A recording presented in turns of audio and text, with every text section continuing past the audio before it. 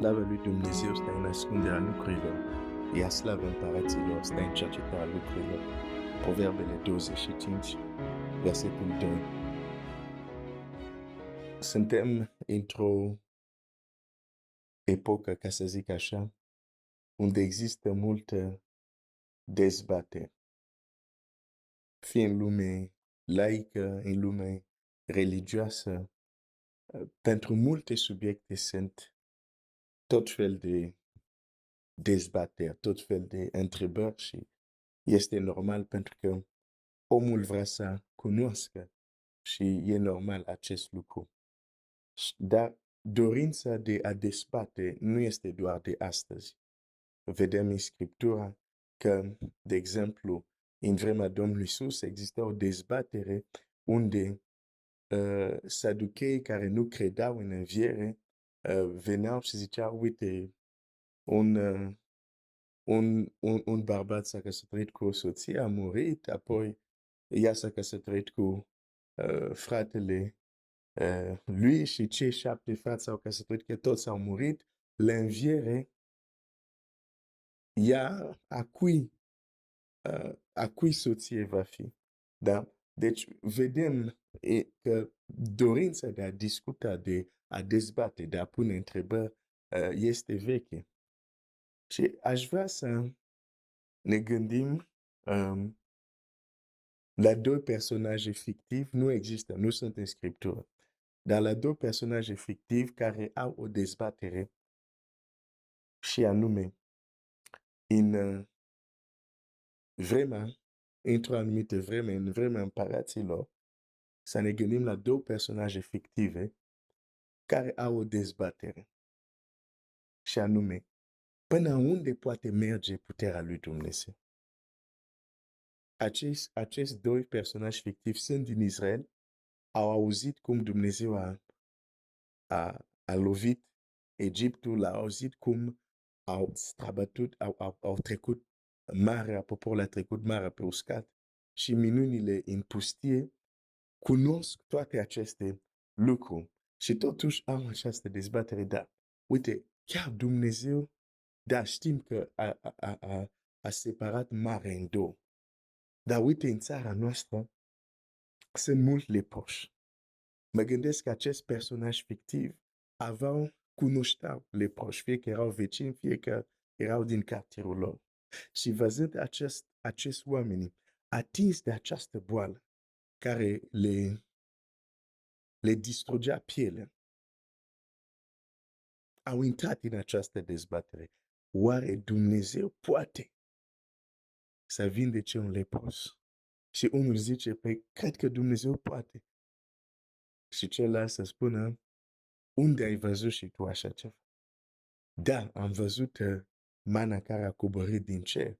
Am văzut minunea cu tare. Dar unde ai văzut tu un lepros să fie curățit?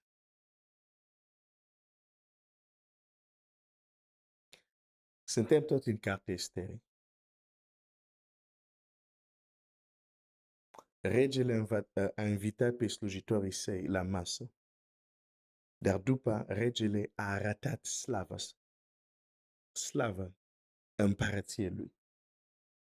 Și ieri am văzut cât de important este că și noi să fim conștienți că există bogății ascunse, visterii ascunse. Și până nu vom fi expuși, nu vom vedea anumite din aceste lucruri, unele lucruri nu o să le credem, o să le auzim, o să le spunem, chiar o să le cântăm, dar nu le vom crede cu adevărat.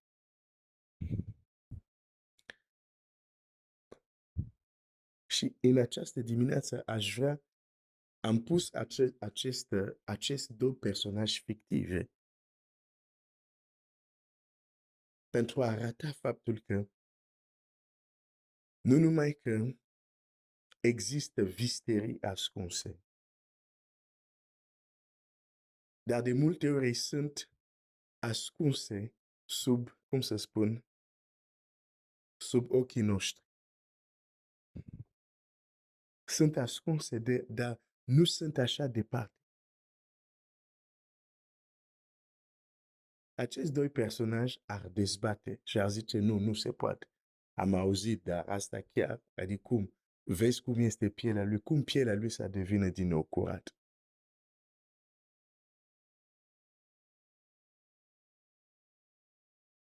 Și aș vrea să citesc ce zice Domnul Iisus despre această perioadă. Zice așa, în Luca 4, 27. Și mulți leproși erau în Israel pe vremea prorocului Elisei. Citesc din nou. Și mulți leproși erau în Israel pe vremea prorocului Elisei. Și totuși niciunul din ei n-a fost curățit afară de Naaman, sirianul. Domnul precizează aici. Naaman era sirian, nu era din Israel. Există cuvinte, de fapt fiecare cuvinte Domnului Iisus merită să ne oprim, să medităm, să gândim și să tragem anumite învățături ca viața noastră să se schimbe. Erau mulți leproși în Israel. Mulți, nu puțin, mulți. În vremea prorocului Elisei. Erau mulți proși în Israel, nu, erau mulți leproși în Israel, în vremea în care în Israel era prorocul Elisei. Nu tot timpul Israel a avut un proroc ca Elisei. Nu tot timpul Israel a avut un proroc ca Elie. De fapt, dacă mă duc în 2 Împărați 6, da? Nu, 5, 2 Împărați 5, versetul 8. Când a auzit Elisei, omul lui Dumnezeu, că împăratul lui Israel și-a sfârșit hainele, a trimis să spună împăratului, pentru ce ți-ai sfârșit hainele? Lasă-l să vină la mine și va ști că este un proroc în Israel. Nu zice sunt proroci, nu zice va ști că există unul. Cunosc unul. Va ști că există un proroc în Israel. Deci, nu tot timpul Israel a avut proroc. De exemplu, nu tot timpul Israel a avut un Moise. Nu tot timpul Israel a avut un Iosua. Și nu tot timpul Israel a avut Elisei. Însă, în perioada când în Israel era un proroc de dimensiunea lui sau de greutatea lui, Elisei, a care dezvoltare sau maturitatea spirituală era încât pentru el lepra nu era o problemă.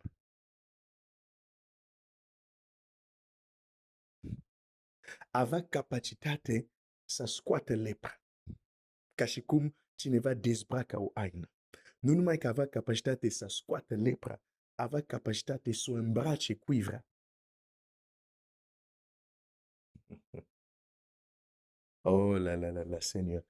Când citești mai departe ce se întâmplă, când Gehazi, slujitorul lui, se duce și ia minte, fură de la, adică fură, se duce și spune la Naaman, stăpânul meu totuși mi-a trimis să iau niște bani de la tine. Bine, nu erau bani, dar saci care a luat el, care reprezentau bogății. Când se întoarce, Elisei spune așa, uite, hai să citesc. Versetul 20, tot 2 Împăraților 5, versetul 25. După aceea s-a dus și s-a înfățișat înaintea stăpânului său. Elisei a zis, de unde vii, Gehazi? El a răspuns, robul tău nu s-a dus nicăieri. Dar Elisei a zis, oare n-a fost Duhul meu cu tine când a lăsat omul acela carul și a venit înaintea ta? Este oare acum vremea de luat argint, haine, măslin vii, oi, boi, rob și roabe. Lepra lui Naaman se va lipi de tine și de sămânța ta pentru totdeauna. Și Geazi a ieșit dinaintea Elisei plină de lepra, alb ca zăpadă.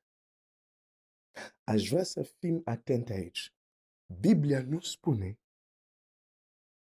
și mâna Domnului a fost peste Elisei. Sau Biblia nu spune și Elisei a zis așa vorbește Domnul. Nu. Singur a zis ok, ai făcut asta. La fel cum l-am dezbrăcat de lepra lui, te îmbrac cu lepra.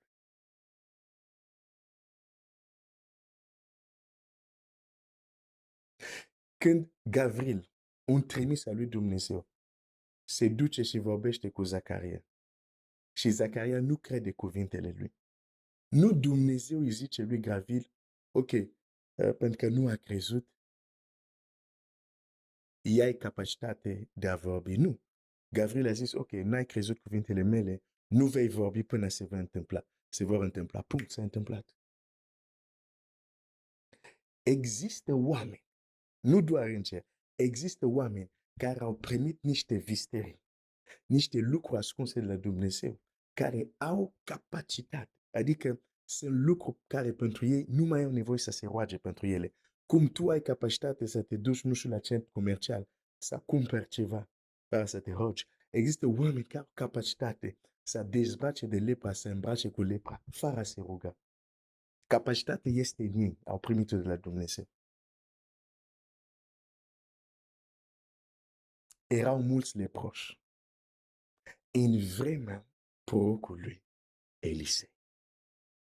Și asta este tragedia. Celelalte generații, a fost multe alte generații din Israel unde nu au avut un proroc ca Elisei care poate dezbraca și îmbraca lepra după voința lui.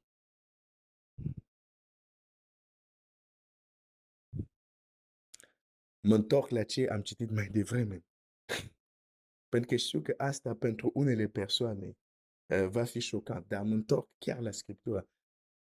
Elisei nu spune la regele, trimite-l la mine și va ști că este un Dumnezeu în Israel. Nu asta spune Scriptura. El zice, trimite-l la mine și va ști că este un proroc. Nu zice că este un Dumnezeu.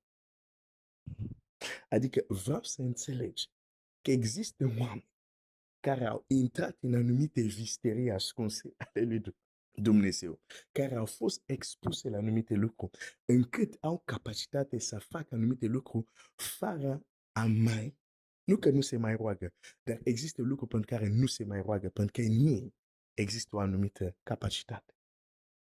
De aceea putea să aibă această îndrăznare. Leprosul s-a dus la rege. El putea să tacă, să zică, problema regelui. Nu. Deci, trimite la mine.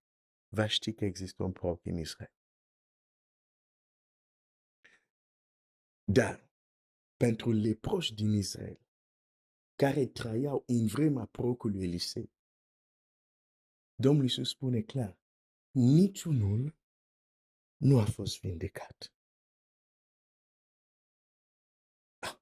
Cum se poate acest lucru? Ei trăiesc în vremea în care un om poate dezbraca ușor de lepra. Dar totuși niciunul dintre ei nu este vindecat.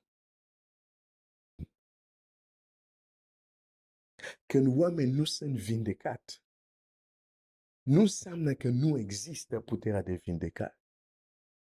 Este doar ascunsă. Și ei n-au făcut ce trebuie să o descoperă.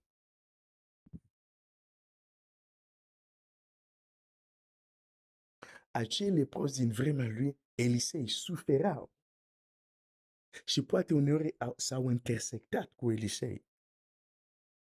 Dar erau ascuns. Ce era în acel om? Ba mai mult, Elisei, care știa că avea puterea să facă acest lucru, nu a făcut nimic vis-a-vis de ei. E important să înțelegem cum funcționează împărăția lui Dumnezeu. uneori suferi, treci prin tot fel de probleme. Nu găsești soluția pentru că nu ți s-a arătat. Pentru că soluția ție este încă ascunsă. Și pentru că cel care are soluție nu face publicitate. Vezi, oameni care au fost expuși la anumite lucruri nu vorbesc despre ele. Elisei are capacitate de a vindeca lepra, dar nu face nicio publicitate. Nu zice, hei, voi toți leproși, eu am capacitate să vă vindec. Nu. Pentru că cu cei care se apropie de Dumnezeu începe să seamănă cu Dumnezeu. Și slava lui Dumnezeu stă în ascunderea lucrurilor, iar slava împăraților stă în cercetarea lucrurilor. Vreau să realizez, există mai mult decât ai experimentat, există mai mult decât ai auzit. Poate uneori te-ai intersectat cu un Elisei care te poate vindeca de lepra ta, te poate dezbraca de lepra ta, dar nu ai știut. Dar el nu are cum să facă publicitate. Pentru că lucruri prețioase nu se fac publicitate despre el. Acum, când Naaman, un sirian, vine cu o scrisoare la împăratul din Israel, unde e specificat acolo, iată acum îți trimit slujitorul meu Naaman ca să-l vindeci de lepra lui. Regele îți sfâșie hainele. Zice, pe asta este un alt lucru. Regi, în mod normal, trebuie să conducă poporul. Dar nici regele, care totuși avea o anumită legătură cu prorocul. Hai să citesc.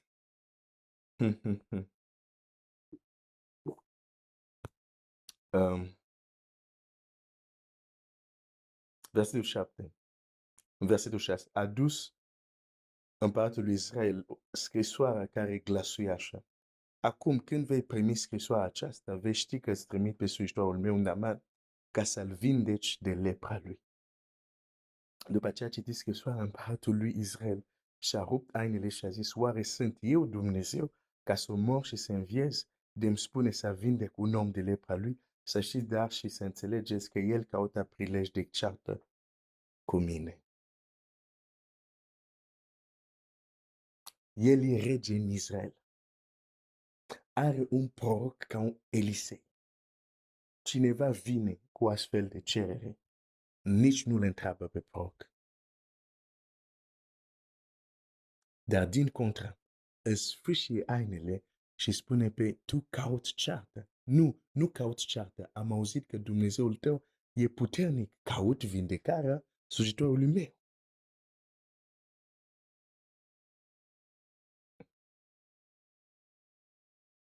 Domnul Iisus spune, cei din Ninive s-au pocăit la predica lui Iona, dar aici e unul mai mare decât Iona. Îmi vine să spun că Naaman a fost vindecat de Elisei, dar aici, acum, în vremurile care trăim, noi credem într-unul mai mare decât Elisei. Iisus Hristos. Și totuși suntem ca regele. Când viața ne aduc anumite provocări care noi știm că nu le putem face, în loc să consultăm, să mergem la prorocul nostru și mântuitorul nostru, ne sfâșiem hainele și zicem, ceea ce cereți este imposibil. Iar și totuși Elisei află și probabil zice, cum? Niciun lepros aici din Israel n-a venit să mă vadă, n-a venit să mă întrebe dacă e posibil vindecarea lui. Dar un sirian pleacă din țara lui și vine pentru a cauta vindecare. Ok. El va afla. El va ști că există un proroc în Israel. Regele, trimite la mine. Și când îl trimite la el, Elisei trimite doar un slujitor să-i zică, du-te, spală-te de 7 ori și vei fi curat. E ca și cum nimic, nici nu iese. Deci nu, du-te, spală-te de 7 ori și vei fi curat. Și știi povestea, Naaman se supără, dar după se duce la sfatul slujitorii săi și când iese de acolo, pielea lui este curată.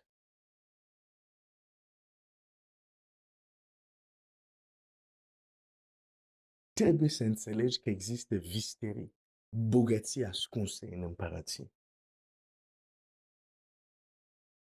Și cei care au acces la ele nu fac publicitate. De aceea, dacă ești unul care nu caută sau care te mulțumești cu starea să fii parte din mulțime, vei muri. Toți vom muri. Vom muri dacă avem atitudinea aceasta. Vom muri cu leprele noastre când de fapt soluția era lângă noi. Așa funcționează împărații. Gândește-te la cei care locuiau în capital. Cei au văzut acei slujitori și domnitori timp de 180 de zile. Cei care locuiau în capitală, deși puteau să vadă palatul, dar n-aveau nicio idee ce bogății erau în palat. Puteau să bănuiască că sunt, dar nu le-au văzut niciodată. Dar am o veste bună. Și va trebui să închei. Deși mai sunt de spuse. Vestea bună este aceasta. Luca 12, 32. Nu te teme, turma mică, pentru că Tatăl vostru vă da cu plăcere împărație. Nu trebuie să-L convingem pe Dumnezeu. El vrea, ba mai mult, Biblia zice, ne da cu plăcere. Și totuși, dacă nu căutăm mai întâi, nu vom intra, nu vom beneficia, nu ne vom bucura de lucrurile care El a dat deja. Dumnezeu dăduseră deja un proroc lui Israel. Când Ilie trebuia să plece, Dumnezeu e cel care spune lui Ilie, du-te și îl unge pe Elisei ca proroc în locul tău. Deci Dumnezeu dă un proroc la Israel. Dar Israel n-a știut să-l aprecieze. Pentru că textul care l-am citit din Luca 27, contextul este un proroc nu este bine primit în patria sa. De ce nu este bine primit? Pentru că arată, cum să zic, este meprizat. Nu este respectat. Și de aceea, deși Dumnezeu l-a dat prorocul Elisei, n-au știut să descopere ce Dumnezeu a pus în el. Și leproși au murit leproși. Când el putea să le dezbrace de lepră fără niciun efort din partea lui.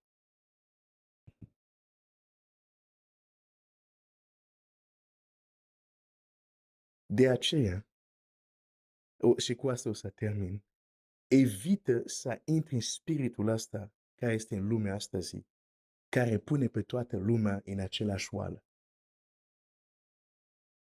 Evită spiritul ăsta în lume care nu mai respectă autoritate. Evită acest spirit care este acum în lume, care spune, oh, toți suntem la fel.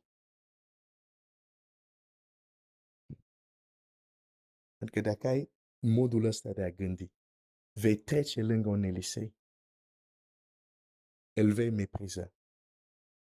A mepriza, nu știu dacă există, mepriza în franceză. În fine, nu-l vei respecta, ca să zic așa. Și ce Dumnezeu a pus în tine, nu vei beneficia de asta. Dumnezeu zice, cine primește un proroc în calitate de proroc, va primi răsplata unui proroc. Deci dacă nu-l primești în calitatea sa de proroci, nu poți să primești ce are ca și proroc de a oferi. Trebuie să înțelegi cum funcționează lucrurile în împărăție. Despre asta poate să văd că aici sunt mai multe de spus, dar va trebui să mă opresc aici. Dumnezeu să te binecuvinteze, dar înțelege că există vistere ascunse, există bogății. Dumnezeu vrea să ți le dea, dar contează foarte mult atitudinea ta. Respectă lucrurile care Dumnezeu îți spune să le respecti. Chiar dacă lumea le disprețuiește, așa asta era cuvântul, nu a meprizat, a disprețuit. Dumnezeu să te binecuvinteze.